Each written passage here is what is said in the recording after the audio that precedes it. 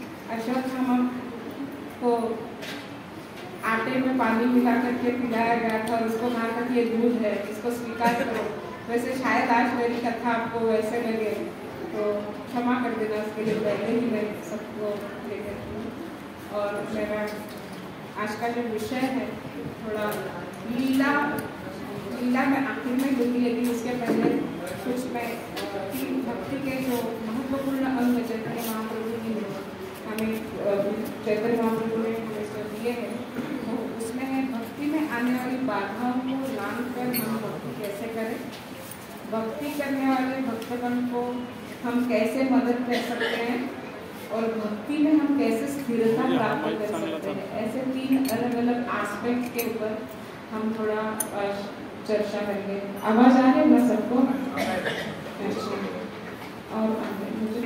और फिर उसको लाकर हम कैसे भक्ति में आगे प्रगति कर सकते हैं।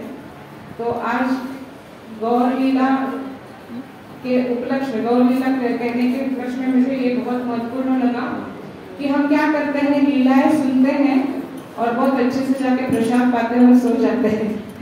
तो I would like to speak much more about practical application, क्योंकि हम लोग क्या करते हैं, प्रैक्टिकल एप्लीकेशन को ओवरकम करते हैं, मतलब ठीक है चलो देख लेते हैं बाद में। तो पहली घटना से हम देखेंगे चैतन्य महाप्रभु गदाधर पंडित को आदेश देते हैं कि आपको जगन्नाथपुरी छोड़ करके नहीं आना है मेरे साथ में बंगाल में।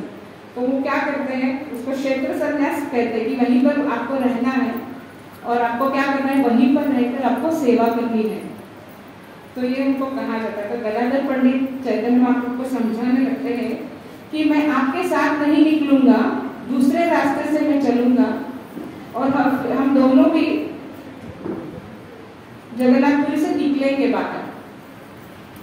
तो यहाँ पर क्या सिद्धांत और क्या स्पष्ट करने का बता रहे चैतन्य महाप्रभु, यहाँ पर क्या इंगित कर रहे हैं, क्या कौन से रस को इंगित कर रहे हैं, तो ये आगे बता रहे आपको। भक्त के लिए दो सेवाएं होती है, सेवा करना और दिए हुए वचनों को बाध्य रहना। तो कुछ भी आपके लिए नहीं रहेगा, आपको आपके वरिष्ठों के मर्जी से सेवा करनी चाहिए। जैसे कि चैतन्य महाप्रभु ने गदाधर पंडित से कहा था कि आपको क्षेत्र संन्यास लेना चाहिए, आपको त्याग नहीं करना है इस जगह का, आपको यहीं रहकर प्रचार कार्य सेवा कार्य करना चाहिए। लेकिन गदाधर पंडित यहाँ पर क्या कर रहे हैं, फोर्स कर रहे हैं कि मुझे आप ही के साथ आना है। तो यहाँ पर मैंने वो पॉइंट देखा कि क्या महत्वपूर्ण है हमारे लिए। हम लोग भी सभी सेवाएं करते हैं, लेकिन क्या करते हैं, हमारे कंफर्ट जोन में रहकर सेवा करना चाहते हैं। This is what is actually यहाँ पर जो इम्प्लीमेंटेशन का, जो प्रैक्टिकल इम्प्लीमेंटेशन का जो पार्ट है इसमें, वो ये है क्यों जाएंगे इतना दूर, कितना ट्रैफिक होता है, कितना धुआं निकलता है, फिर श्रीधर माता प्रभु खुद मैनेज कर लेंगे सेवाएं, या एक्चुअली माता जी उनके मीटिंग में क्यों इतना जाना है, नहीं हम लोग समय मिलेगा तब जाएंगे, ये मीटिंग में नहीं गए तो क्या हुआ, अगली मीटिंग में जाएंगे। We want to be in a comfort zone, हम अपने कंफर्ट जोन में रह करके सेवा करने का प्रयास करते हैं, या फिर उस जगह पर हम जाते ही नहीं है। तो यहाँ पर हमें दिखाते हैं चैतन्य महाप्रभु क्या बता रहे हैं कि आपको कैसे सेवा करनी चाहिए। आपको आपके आध्यात्मिक गुरु तथा वरिष्ठों का सम्मान करना चाहिए, उनके आदेशों का पालन करना चाहिए, ना कि हम हमारे इच्छा से करेंगे। जैसे कि गदाधर पंडित क्यों चाहते थे चैतन्य महाप्रभु के साथ में जाने के लिए, कि चैतन्य महाप्रभु का संग सानिध्य उन्हें प्राप्त होगा। क्या होगा, संग सानिध्य प्राप्त होगा और उनका दर्शन मिलता रहेगा, इसलिए मैं उनके साथ रहकर सेवा करना चाहता हूँ। लेकिन लव इन सेपरेशन भी होता है, हम दूर रहकर भी वाणी से भी सेवा कर सकते हैं, बापू की सेवा करनी चाहिए। यह भी एक सिद्धांत यहाँ पर प्रस्तुत किया गया है कि बापू की सेवा से ज्यादा महत्वपूर्ण क्या है, वाणी सेवा है ना, मोस्ट इम्पोर्टेंट इज वाणी सेवा। क्योंकि गुरु जब आदेश देते हैं शिष्य को, तो उस आदेश को हमें क्या करना चाहिए, पालन करना चाहिए। उन्होंने कहा है कि आपको संग में रहना है भक्तों के। देखिए आज कितने लोग संग लेना चाहते हैं, how many people are really thinking that we should go in association of the devotees? Hardly there. Now you can see around you, no one is there. क्यों नहीं है, क्यों नहीं आना चाहते? तो ये इसीलिए कि हम अपने कंफर्ट जोन में रहना चाहते हैं। जैसे कि अभी यहाँ पर मैंने एक पॉइंट यहाँ पर आपको बताना चाहती हूँ कि भौतिक जगत में हम अपने तरीके से सारी चीजें करने का प्रयास करते हैं जो मुझे प्रसन्न करे।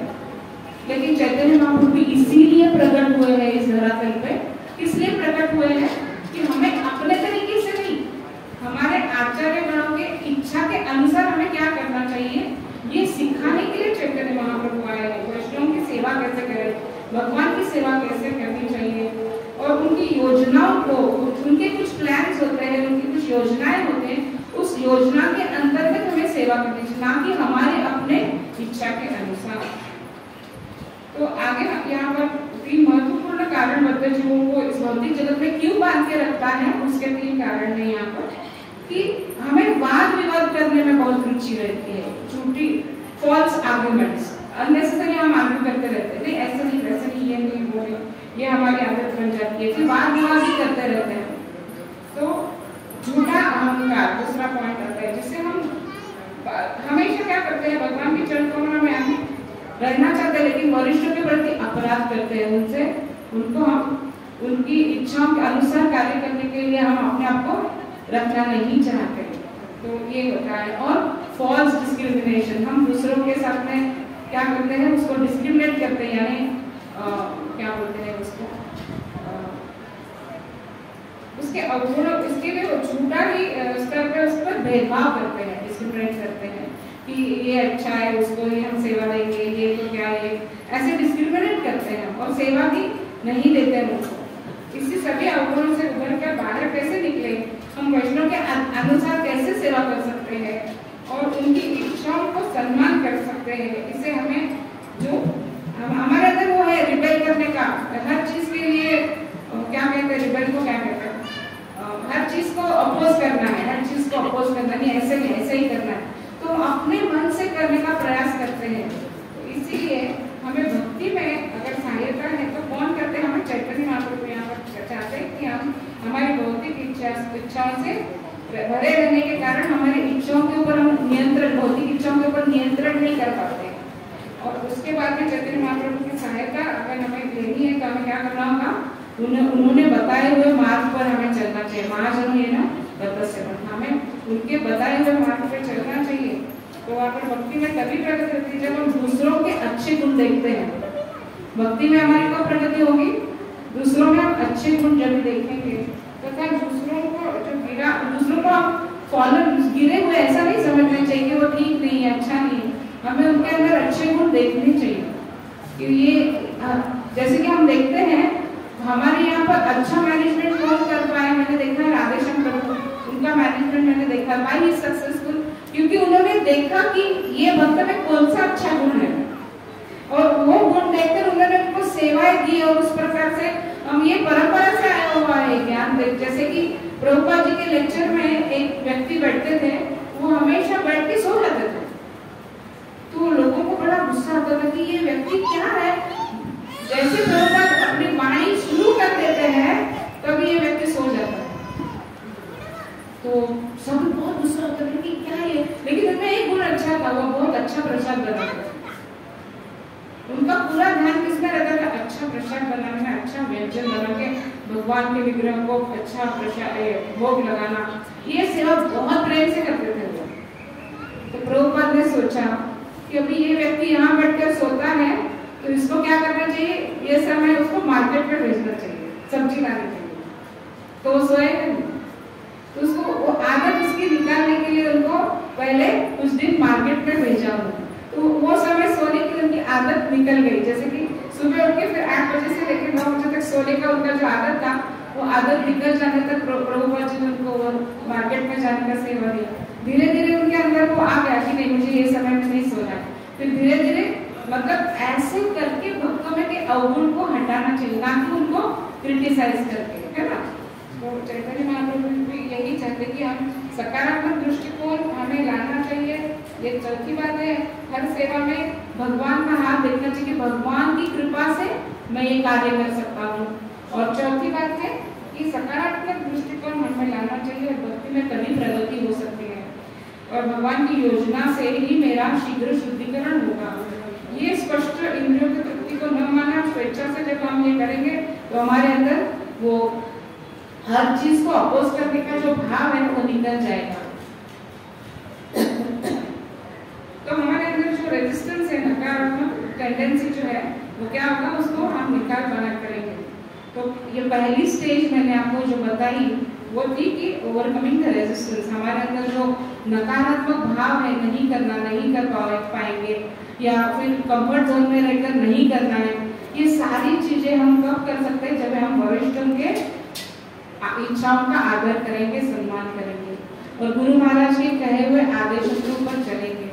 और हमेशा हमें खुद को एक प्रश्न पूछना चाहिए कि why I am doing this। मैं हमेशा मेरे लेक्चर में सबको बोलती हूँ कि हमें ये सोचना चाहिए कि why I am doing this, is it pleasing me inside, मेरे अंदर के परमात्मा को संतुष्टि दे रहा है। तो इसका मतलब है कि हम जानते हैं कि अगर हम उनको संतुष्ट करेंगे हमारे अंदर को, तो हमारे अंदर कॉन्फिडेंस बढ़ेगा और फिर हम हमारी गुरु शिष्य परंपरा में जो बताया गया है कि सम्मान करो, प्रेम करो, ये भाव भी अपने आप उभरने लगेगा कि सबको संतुष्टि देने से ही मेरी संतुष्टि है। और फिर आगे हम देखते हैं कि how can we offer assistance to supreme lord, भगवान को हम कैसे असिस्ट कर सकते हैं। नित्यानंद प्रभु कहते हैं, नित्यानंद कहे सुनी आमी मागे तुम्ही कर प्रसाद, प्रतिवर्ष नीलाचल तुम्ही ना आसीबो। तो यहाँ पर चैतन्य महाप्रभु नित्यानंद महाप्रभु कहते हैं कि हर साल तुम्हें क्या करना चाहिए। यहाँ पर भी यही बात है कि नीलाचल तुम्हें ना आसीबो, मतलब आपको जगन्नाथपुरी में नहीं आना है, बंगाल में रहकर ही प्रचार करना है। यहाँ पर भी नित्यानंद महाप्रभु को उन्होंने यही महाप्रभु ने कहा, चैतन्य महाप्रभु ने, कि आपको क्या करना चाहिए, यही रहकर प्रचार करना चाहिए।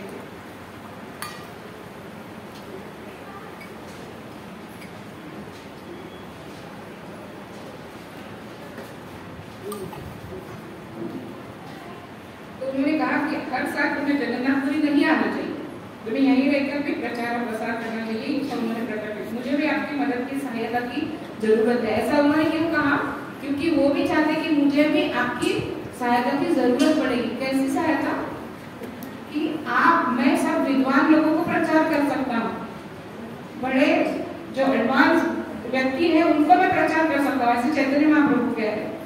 और वो कह रहे हैं कि जो सारे जो लोग हैं, सारे जीवों को प्रचार सिर्फ आप कर सकते हैं। नित्यानंद महाप्रभु क्या कहते हैं, सारे जीवों को आप प्रचार कर सकते हैं, इसलिए मुझे आपकी सहायता की जरूरत है।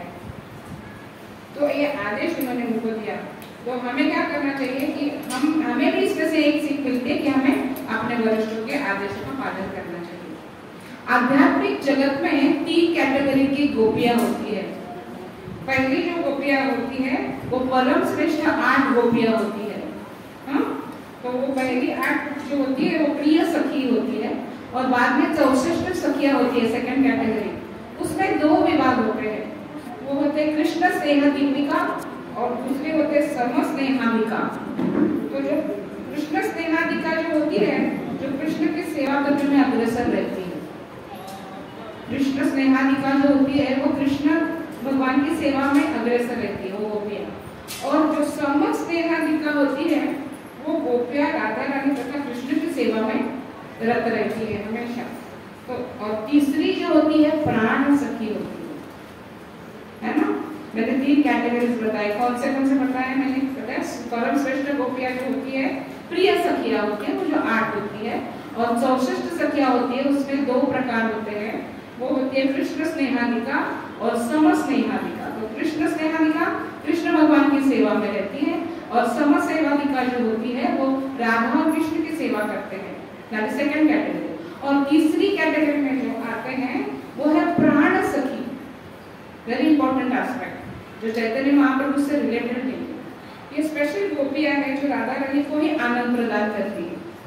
वो क्या करती है, राधा रानी को जैसे हमेशा आनंद में रख सकती है, सुखकारक स्थिति में रख सकती है, वो प्राण सखी नित्य सखियां है राधा रानी की, और बहुत ही पावरफुल होती है, एक्सट्रीमली, और वो डिटरमिन्ड होती है, हमेशा सेवा में निश्चयात्मक भाव से सेवा करती है, और राधा रानी को आनंद देने के लिए हमेशा ओतप्रोत रहती है।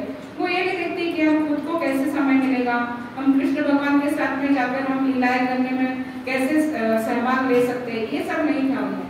2 चीजें थी कि वो डिटरमिन इन सर्विस, सेवा में बहुत ही निश्चयात्मक बुद्धि से सेवा करती थी, और सेकंडली दे वर डिटैच, अनासक्त थे वो बहुत ही। तो ये दो गुण उनमें थे।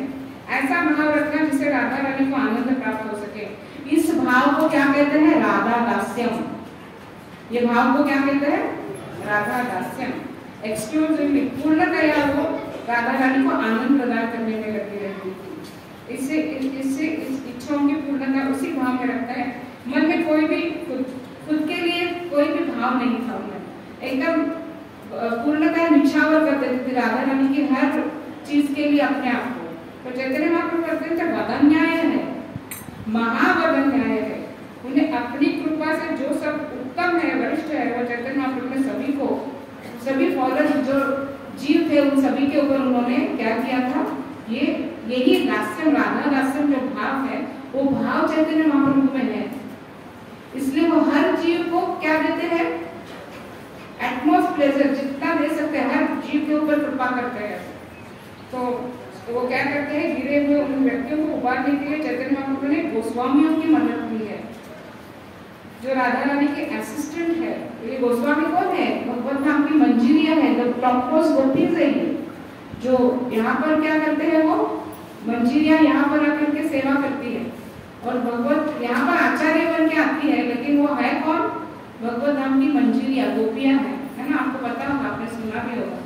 I will not go much in details की वो गोपियों के नाम क्या है, और लेकिन वो गोपियां है और वो यहाँ पर आके चैतन्य महाप्रभु को असिस्ट करती है, सेवा करती है। ताहारा सिद्ध न करे अंधेरा देखी, हमारा दुष्कर कर्म तुम्हारा है, ऐसे होते हैं। दुष्कर कर्म हमारे से जो नहीं हो पाता है वो आप कर लेते हैं, ऐसे चैतन्य महाप्रभु को कहते हैं गोस्वामियों को। तुम्हारी सेवा में कैसे भी इतना शक्तिशाली नहीं देख पा रहा। वैष्णवी शक्ति मैं देख रहा हूँ कि वैष्णव बहुत ज्यादा शक्तिशाली है। हाँ, वैष्णव इतना शक्तिशाली बनता है कि उसकी हम देखते हैं कि विष्णु से भी शक्तिशाली बन जाते हैं, है ना। वैष्णव इतने शक्तिशाली है जो विष्णु भगवान से भी शक्तिशाली बन जाते हैं। कैसे, तो उसका उदाहरण है अर्जुन, हनुमान जी।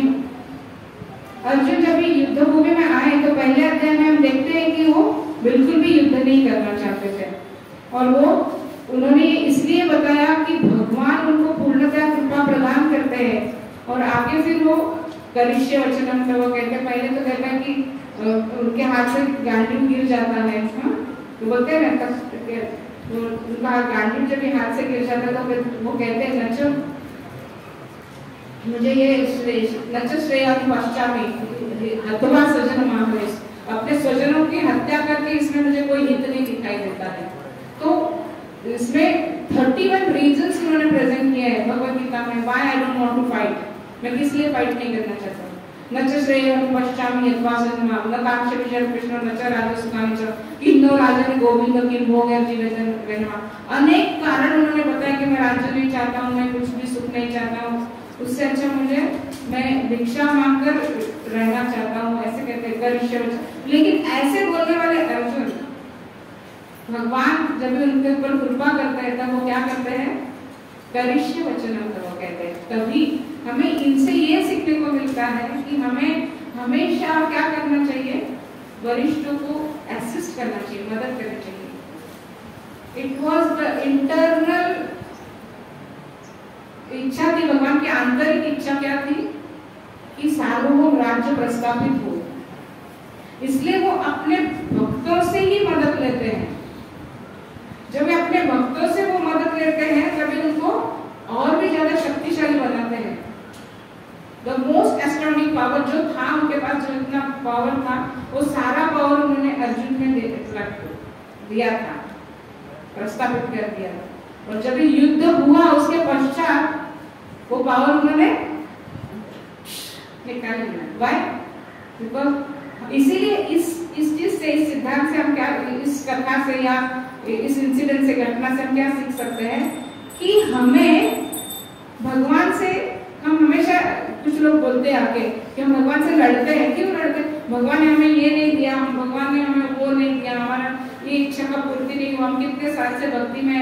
कोई लोग कहते हैं हमारी कोई नौकरी चली गई, हम भक्ति में और नौकरी गई, शायद आपको ब्रह्मचर्य बताना होगा इसलिए आपकी नौकरी गई। तो ये तो उनके लिए सुनने के लिए बहुत बुरा लगता होगा शायद, लेकिन this is a fact, you know, कि भगवान अपनी इच्छा से हमारी इच्छाओं के साथ कभी कभी टैली नहीं करती है। हम चाहते हैं कि हमेशा टैली हो, लेकिन वो नहीं हो पाता है।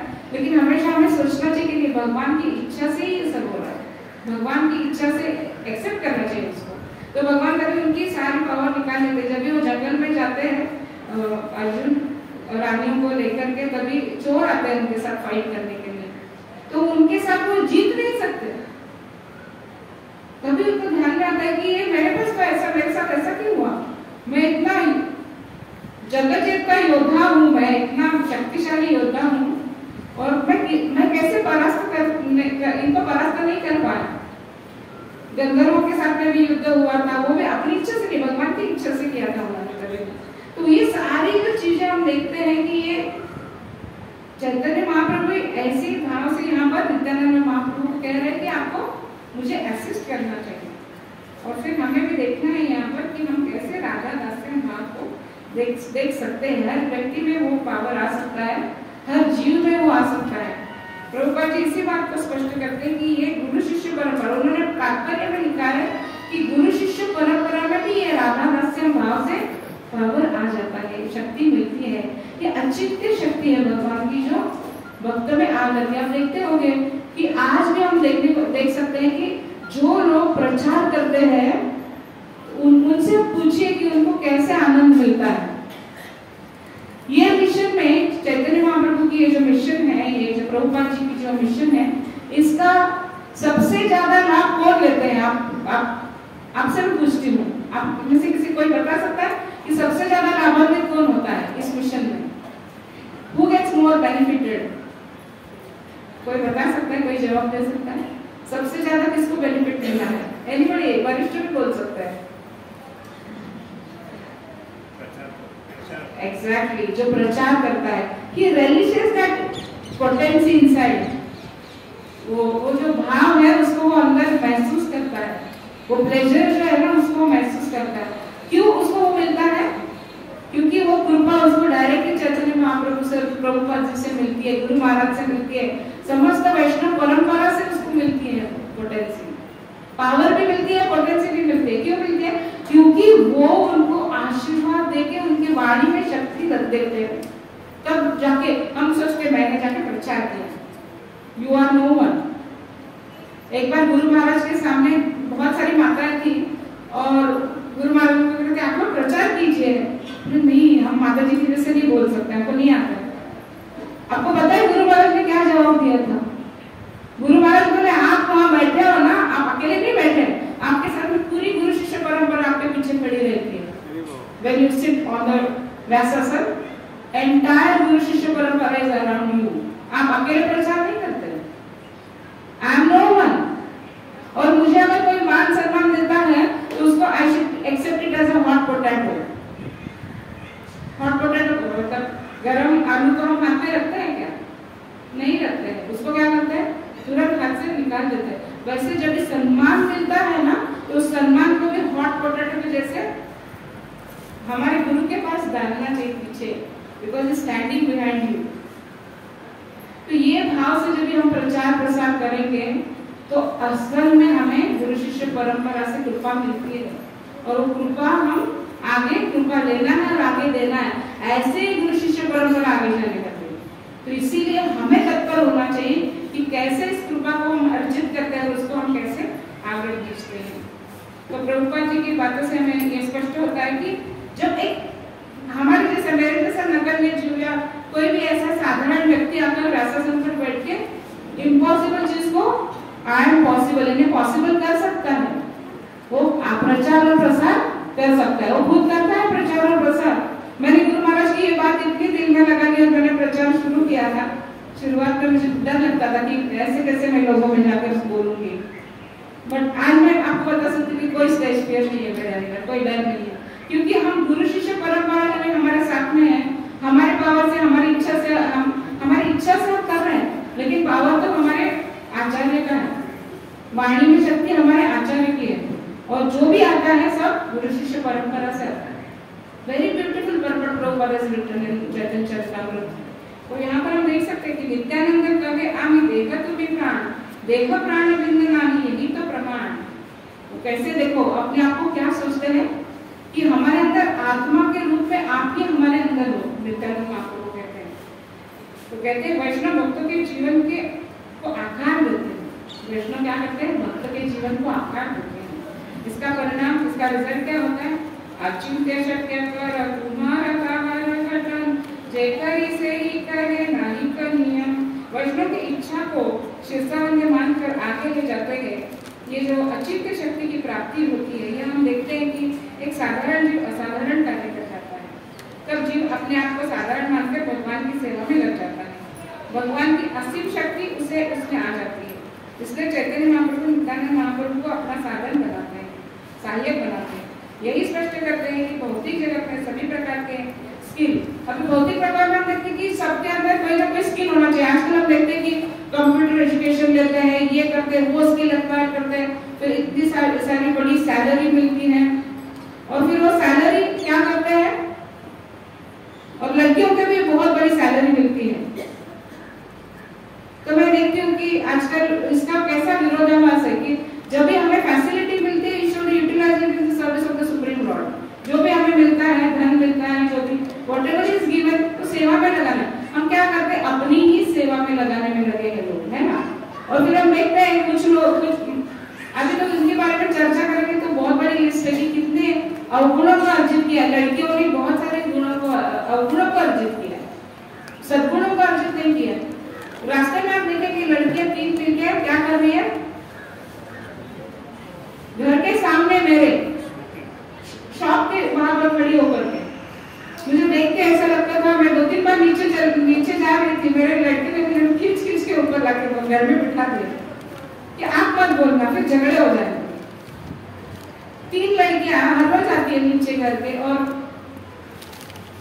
तो ये सब क्या हो रहा है कि किस लिए हो रहा है, क्योंकि हम लोग प्रचार करने वालों की ये जिम्मेदारी है।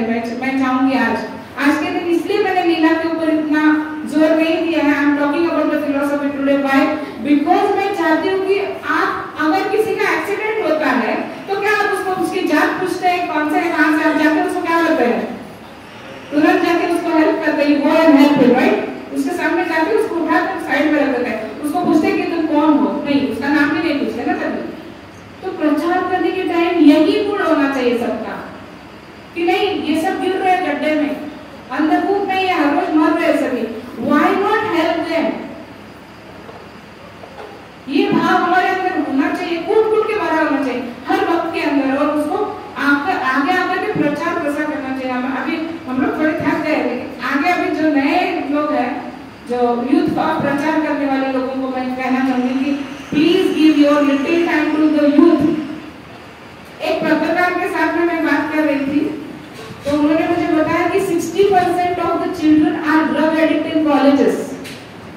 कॉलेज में 60% बच्चे ड्रग एडिक्शन में लगे हुए हैं, तो आत्महत्या का प्रमाण भी बढ़ गया है। उसके लिए कास्टिज्म भी चल रहा है, कोई अपने कास्ट के लोगों को, मराठा, हिंदू, अलग अलग बच्चे भी बैठते हैं, और इससे क्या हो रहा है, हमारे देश में ये सब हो रहा है। अभी ये फॉरेन कंट्री का मैं वार्तालाप नहीं कर रही हूँ, दे आर इम्प्रूविंग, हम लोग अभी नीचे जा रहे हैं। फिर हमको गुरुकुल का सहारा लेना पड़ रहा है, हम गुरुकुल में ही बच्चे डालना चाहते हैं, फिर हम ऐसा करने से अच्छे कि समाज के लोगों को इसमें इन्वॉल्व करो। Krishna consciousness is the only moment जो हमें पूर्णतः सब सुरक्षा प्रदान करती है, हम अच्छी तरह से जानते हैं। तो आपका हृदय भी वादन न्याय के अंदर फॉलोअर हो, महावादन न्याय के फॉलोअर है। व्हाई नॉट बिकम महावादन न्याय के, वादन न्याय तो बन सकते हैं, महावादन न्याय तो नहीं बन सकते, बट वी कैन बिकम वादन न्याय। हम उनको हेल्प कर सकते हैं, व्हाई नॉट। हम लोग सभी क्या करते हैं, नहीं टाइम नहीं, ये नहीं कर पाएंगे, नहीं वो नहीं, एटलीस्ट बुक डिस्ट्रीब्यूशन करो, एटलीस्ट उनके पास जाके 2 शब्द बोलो, इस बुक को खोल के पढ़ो, उसको थोड़ा फोन करो। हमारे मंदिर में माता जी बहुत अच्छा सेवा कर रही है, उनका नाम मुझे याद नहीं आ रहा, लेकिन वो माता जी क्या करती है, मंदिर में जब भी सभी लोग आते हैं ना, तभी उनको वहां खड़े होकर के उनको बोलती है कि आप एक माला जप करो। जप करने के बाद में उनका फोन नंबर लेती है, फिर फोन नंबर लेने के बाद में उनको व्हाट्सएप ग्रुप में ऐड करती है, व्हाट्सएप ग्रुप में ऐड करने के बाद में उनको मैसेजेस भेजती है, भगवद गीता के मैसेजेस एंड प्रैक्टिकल एप्लीकेशन के 2 लाइन के मैसेजेस की देखो इसमें से हमें ये सीखना है, बस उतना ही करना है। आप उतना भी कर सकते हो, है ना। आपको क्या करना है, सिर्फ आपको उनका नंबर लेके उनको ऐसे भी प्रचार कर सकते हैं। इट्स नॉट नेसेसरी कि आपको किसी को स्टेज फेयर होता है, सामने जाके बात करने का डर होता है, लेकिन हमें क्या करना चाहिए, लोगों के बीच में जाके खड़ा रहने की जरूरत नहीं। उनको सिर्फ अगर आप एक माला करने के लिए बोलते हो, आप 10 लोगों को, नए लोगों को मिलते हो, ऐसी लड़कियां जो मैंने अभी बताई, ऐसे 10 लड़कियों को अगर मिलते, क्योंकि आपके उम्र के समकक्ष रहेगी ना वो तो आपके पास आएंगे, वो शायद हम लोग बोलने जाएंगे तो हमारे पास नहीं आएंगे, ऐसा मुझे लगता है। तो सभी जो न्यू जनरेशन को प्रीच करना बहुत हमारा एकदम टॉपमोस्ट प्रायोरिटी पे ये कर्तव्य होना चाहिए कि go and preach them. At least दिन में 1-2 लोगों को तो भी मिलो, या हफ्ते में 2-3 लोगों को मिलो, नए लोगों को, एंड प्रीच देम, उनको देना। हमारे पास जो मिला है ना हमको, जो अमृत हमको जो मिला है ना, गिव इट टू देम।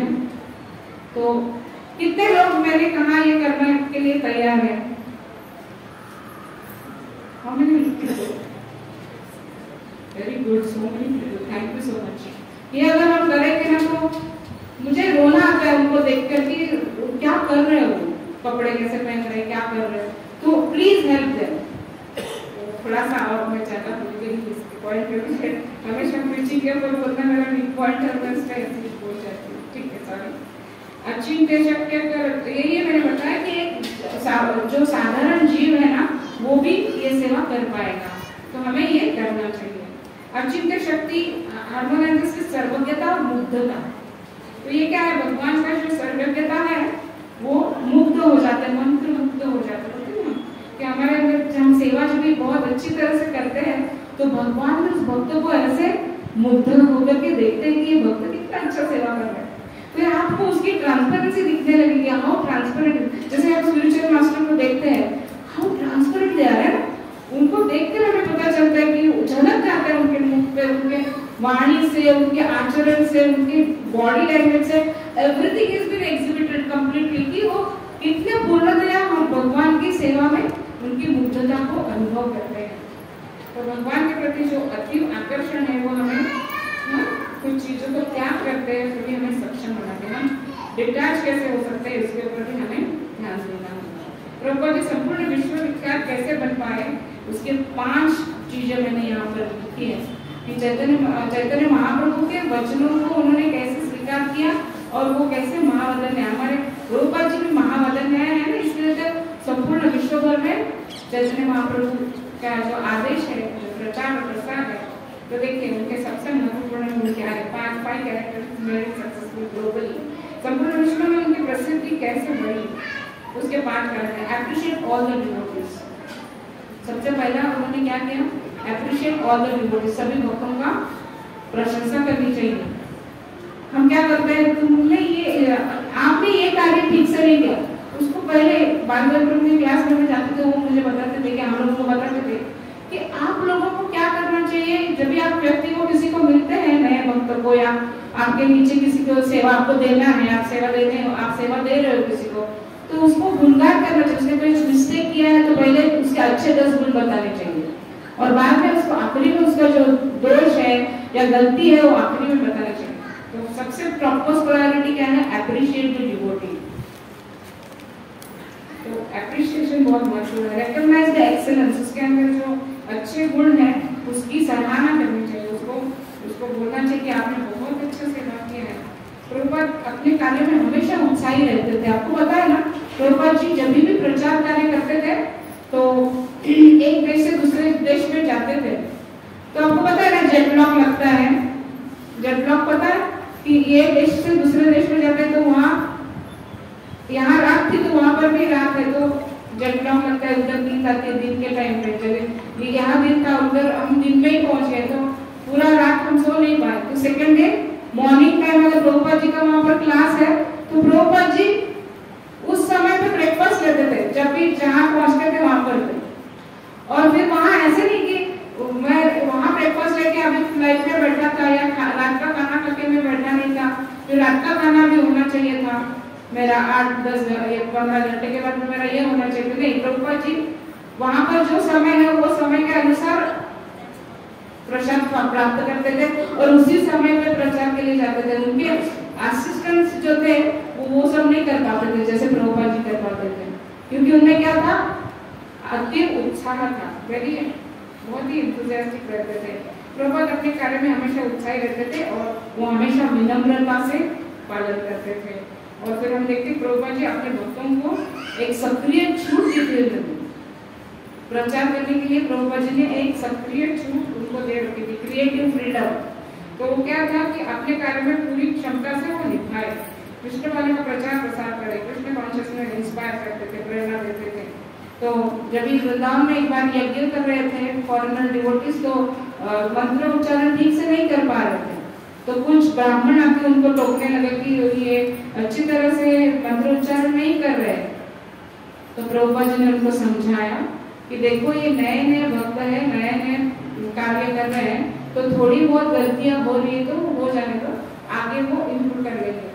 तो कृष्णदास कविराज गोस्वामी भी यही बताया कि गोविंद की सेवा सहस्त्र हाथों से गोविंद जी की सेवा कर रहे हैं, सहस्त्र जीवों से सेवा कर रहे थे। पंडित हरिदास जी, और यहाँ पर पंडित हरिदास का भी उल्लेख आया है कि पंडित हरिदास वैष्णव गुण का इन देखे दोष, ताहा मन वाक्य करे वैष्णव संतोष। तो हरिदास ठाकुर भी यहाँ पर बताते हैं कि हमें क्या करना है, सभी सेवकों की सेवा जो करते हैं उनकी प्रशंसा करनी चाहिए। तो वो गुण उसके जो दोष है उसको नहीं देखना चाहिए। सेवार अध्यक्ष पंडित हरिदास कार्य वैश्य गुण सर्वे न वैव प्रकार, सहस्र सेवक सेवा करी अनुक्षण, सहस्र वदन जाय वर्णन।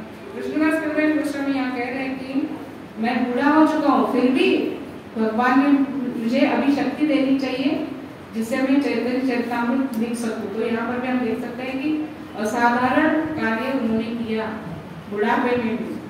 तो चैतन्य चरितामृत के रचयिता है वो, और पूर्णतः भगवान पर निर्भर रहने के कारण वृंदावन में भक्तों के साथ में रहकर उन्होंने कितना सुंदर बखान किया। भगवान की इच्छाओं की पूर्ति करने के से वैष्णव की इच्छाओं की पूर्ति करना, उनके बताए हुए रास्ते पर उनके इंस्ट्रक्शंस को फॉलो करना जो कठिन, बहुत ही कठिन होता है, फिर भी वो कर पाते हैं क्योंकि उन्हें भगवान की इच्छाओं को ज्यादा महत्व दिया है।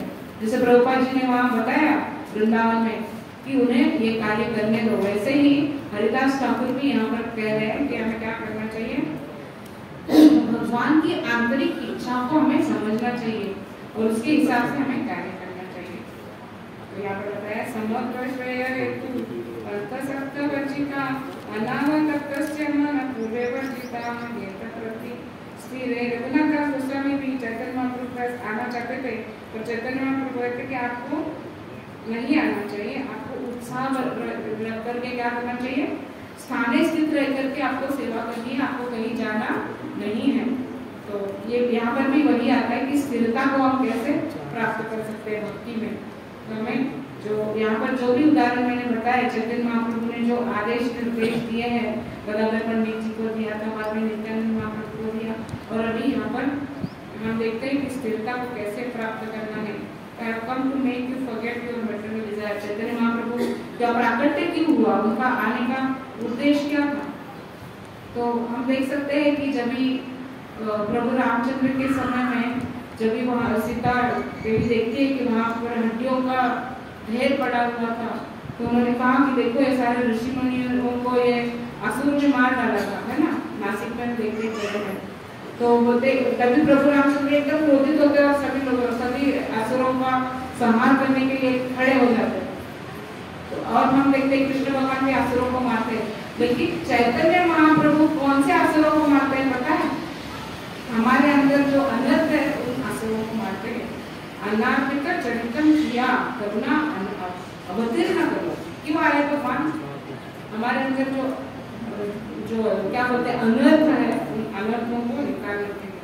जब हम कृष्ण भक्ति करते हैं तो अनायास ही सारे दुर्गुण हमारे अंदर से निकल जाते हैं। ये चैतन्य महाप्रभु की पोटेंसी, उनके मिशन में हम सभी हैं।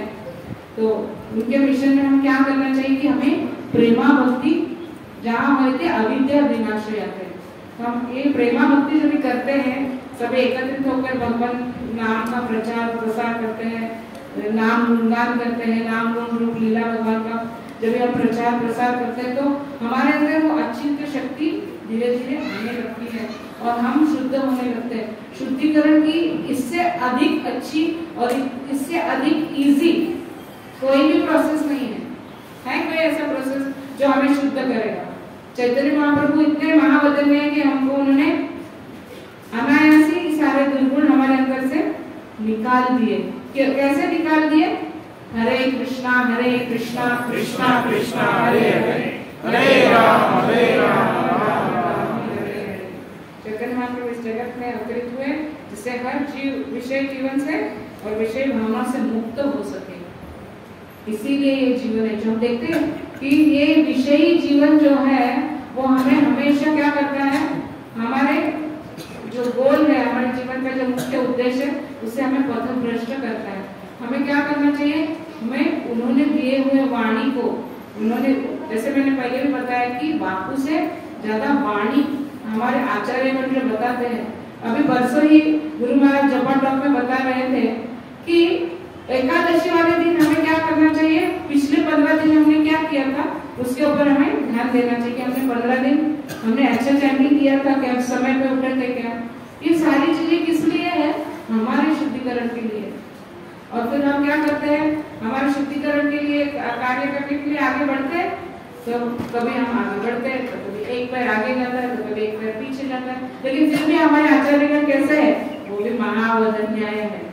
हमेशा हमको क्या कहते रहते हैं कि आप आइए और हमेशा क्या कीजिए, जपा कीजिए साथ में बैठ के। लेकिन हम क्या करते हैं, एक कभी थोड़ी बीमारी आ गई तो हम पीछे हट जाते हैं। लेकिन आपने देखा है गुरु महाराज कभी एक दिन भी सोए नहीं, आज गुरु महाराज की तबीयत ठीक नहीं, आज जपा टॉप नहीं होगा, जपा नहीं होगा, ऐसा होता है कभी नहीं होता है। हम इतने कंडीशन हैं, हम इतने बद्ध है कि हम हमारे आचार्य हमें जो मार्ग दिखा रहे उसको सही सही हम पालन करने में अक्षम हैं। हमें क्या करना चाहिए, हमेशा उन्होंने बताया हुआ मार्ग पर अग्रसर होना चाहिए। तो हम कुछ लीलाएं जो चैतन्य चेतनामृत में है, अगर समय है तो एक दो लीलाएं हम चर्चा कर सकते हैं। प्रभु जी समय है थोड़ा कि हो गया अभिषेक शुरू करने में 5-6 मिनट, दो ही लीला में बताऊंगी, ज्यादा समय नहीं दूंगी।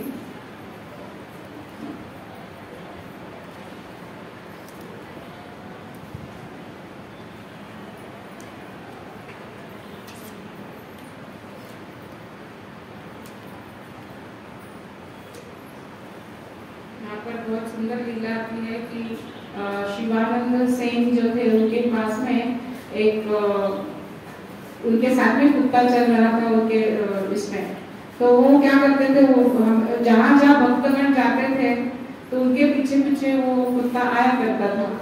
तो शिवानंद सेन उनको देखने लगे कि अरे ये बहुत ही अच्छा भक्त है, कथा में आकर बैठा था, तो उनसे थोड़ा लगाव हो गया। तो उनको भक्तों को कहते कि इसको थोड़ा सा प्रसाद दिया करो, तो प्रसाद पाता था। लेकिन एक दिन ऐसा होता है कि वो भक्त भूल जाता है उसको प्रसाद देने के लिए। मैं बहुत शॉर्ट में बता रही हूँ, बहुत सारा उसमें बताया है। और फिर वो चैतन्य महाप्रभु के सामने आ जाता है, पहले तो अदृश्य हो जाता, दिखता ही नहीं कुछ दिनों के लिए। फिर बाद में वो जब चैतन्य महाप्रभु के पास जाते तो वहां पर वो कुत्ता दिखता है उनको, और वहां पर वो कुत्ते को आगे करी वो खिलाते हैं उसको, और उसके बाद में वो देह त्याग कर देता है कुत्ता। तो हम देख सकते हैं कि भक्तों के संग में एक प्राणी भी आता है तो वो शुद्ध हो जाता है, उसका शुद्धिकरण होता है और वो भगवत धाम चला जाता है। तो यही एक बात छोटी सी मुझे इस लीला में बता रही थी। और यहाँ पर एक ये बहुत महत्वपूर्ण पॉइंट मैंने बताया नहीं आपको कि चैतन्य महाप्रभु जहाँ नहीं पहुंच पाते थे वहां पर अपनी शक्ति आवेशित कर देते थे भक्तों में। तो एक प्रद्युम्न ब्रह्मचारी था, उसके अंदर उन्होंने वो शक्ति आवेशित कर दी, और वो जब भी उनको कृपा मिली प्रद्युम्न ब्रह्मचारी को तो वो नाचने लगे, हरि बोल हरि बोल हरि बोल। फिर ऐसे एकदम पागल के जैसे नृत्य करते थे, हंसते थे, रोते थे, क्योंकि उनको वो, आपको पता है एक जगह में नारद मुनि भी बताते हैं, जब भी उन्होंने भगवान का दर्शन किया फर्स्ट टाइम तो उन्होंने कहा कि पूरे शरीर के लिम्स अलग ही हो गए, जैसे बिजली की जो क्या होता है, बिजली जैसे आती है ना, ऐसे शरीर में पूरा कंपन भी आता है, अलग अलग अष्टविकार तो उत्पन्न होते ही है, लेकिन वो ऐसे जो शरीर के जो अंग है ना वो पूर्णतया अलग हो जाते हैं। ऐसे में जो एक्सप्लेन करने नहीं आ रहा है कि वो शरीर अलग ही हो जाता है। तो वैसे ही यहाँ पर हम देख सकते हैं कि ये ब्रह्मचारी है, उनको एकदम अलग से झटका लगा जैसे ही वो कार्य करने लगे। तो शिवानंद से सोचते हैं कि ये शायद पागल हो गया, इसको पता नहीं क्या, लेकिन वो बिलीव नहीं करते हैं उसके ऊपर, विश्वास नहीं रखते कि इसको इसके अंदर शक्ति आवेशित हुई है। तो वो सारे लोग उनको देखने को आते हैं, ऐसा नृत्य करते हैं वो कि पूरे बंगाल के लोग ब्रह्मचारी को देखने आते हैं। लेकिन शिवानंद सेन थोड़े दूर खड़े रहते हैं, थोड़े संशय वृत्ति से देखने लगते कि ये क्या है। तो बाद में ये ऐसे होता है कि वो कहते हैं कि वहां शिवानंद सेन वहां खड़े उनको बुलाइए। तभी वो उनको बुलाते हैं और कहते हैं कि आपको 4 अक्षरी मंत्र दिया हुआ है, वो भगवान के नाम का उच्चारण करते हैं कि कैसा मंत्र उनको दिया। तो उनको रियलाइज होता है कि उनको अंदर की बात कैसे पता चली कि मुझे गौरी गोपाल का जो मंत्र दिया है वो उन्होंने कैसे पहचान लिया। तो इसके ऊपर से महाप्रभु ने उन्हें वो शक्ति आवेशित की, उसके ऊपर उन्होंने विश्वास किया और उनको वंदन किया। तो ये एक लीला मुझे बहुत अच्छी लगी कि चैतन्य महाप्रभु ने ये जो शक्ति आवेशित की अपने भक्तों में, वो गुरु शिष्य परंपरा से शक्ति का आवेश चला आ रहा है ना निरंतर, वो कहीं पर भी रुका नहीं है। तो हमें भी क्या करना चाहिए, इस आवेशित शक्ति को हमारे अंदर अर्जित कर लेना है और अधिक से अधिक लोगों को क्या देना है, हरे कृष्णा कृष्णा कृष्णा हरे हरे, हरे राम राम राम हरे हरे। ये महामंत्र जब हम लोगों को देंगे तो क्या है, इसमें इतनी शक्ति है कि वो अपने आप ही बदल जाएंगे। तो आप सभी अनुभव कर रहे हैं ना, जितने दीक्षित भक्त हैं यहाँ पर, कितने दीक्षित भक्त आए हुए हैं, वेरी फ्यू, बहुत कम लोग हैं। तो फिर भी आप अपने जो लोग नहीं आए उनको बताइए कि हमारे अंदर ये जो आवेशित शक्ति है चैतन्य महाप्रभु की, उसे हमें क्या करना चाहिए, ये आवेश किसको देना है कि हमारे पास ही रखना है, हाँ हमें डिस्ट्रीब्यूट करना है। तो अगर आज के सत्र में मैंने जो भी चर्चा की उसमें कुछ त्रुटि होगी तो मुझे क्षमा करना। और मैंने जो आदेश आपको चैतन्य महाप्रभु को गुरु महाराज से, गुरु शिष्य परंपरा से आया वो आप तक पहुंचाने की कोशिश की है कि आवेशित शक्ति को क्या कीजिए, आगे पहुंचाइए। तो कृपया ये बात अगर सच हुई, सभी ने प्रचार करना शुरू कर दिया, तो मैं सोचती हूँ कि आज के मेरे कहने का जो तात्पर्य था, जो उद्देश्य था, वो सफल हो गया। हरे कृष्णा कृष्णा कृष्णा कृष्णा हरे हरे, हरे राम राम राम हरे हरे, हरे कृष्णा। बहुत सारी लीलाएं थी, लेकिन प्रभु ने बोला कि 5 मिनट, तो उससे भी ज्यादा समय मैंने ले लिया। हरे कृष्णा। अभी प्रश्न पूछने के लिए तो समय ही नहीं होगा। किसी को कोई शंका है, समाधान, कुछ प्रश्न पूछना है तो पूछ सकते हैं, या कुछ मन में कुछ आया है इसमें ऐड करना है आपको तो उसको आप ऐड भी कर सकते हो कि मैंने जो बताया। कोई कुछ पूछना चाहते हैं?